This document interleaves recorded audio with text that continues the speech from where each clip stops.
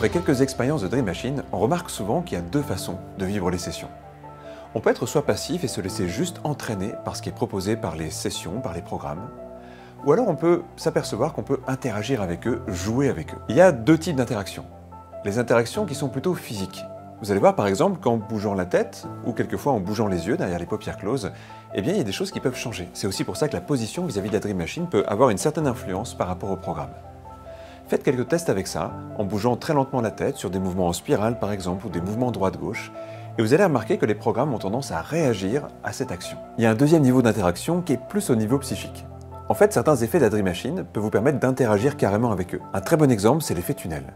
Vous savez, cet effet dans certains programmes qui fait que vous avez presque l'impression d'avancer, ou alors que le monde avance avec vous. Cet effet, vous pouvez amplifier sa vitesse, ou le réduire simplement par un certain niveau de concentration. Ça demande parfois un tout petit peu de pratique, quelques expériences pour trouver comment interagir avec les programmes de cette façon-là. La Dream Machine, c'est une forme de co-création entre l'appareil et votre cerveau. Les programmes lumineux vont faire réagir votre cerveau, et avec un certain niveau de concentration, vous allez pouvoir jouer avec ce qui vous est proposé. C'est souvent de cette façon qu'on augmente encore l'immersion dans les sessions de la Dream Machine, et ça donne des heures et des heures d'exploration possibles. Dernière façon d'interagir, c'est de se mettre une intention. Certains programmes ont été conçus pour une intention précise.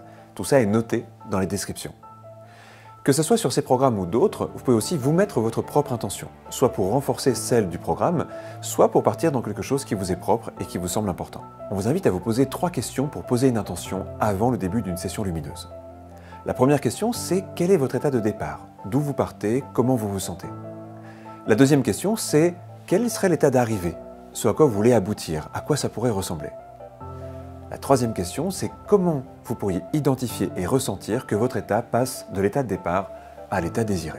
En vous posant ces questions, vous préparez votre cerveau à rentrer dans une expérience et vous vous donnez toutes les chances d'amplifier les effets de la Dream Machine.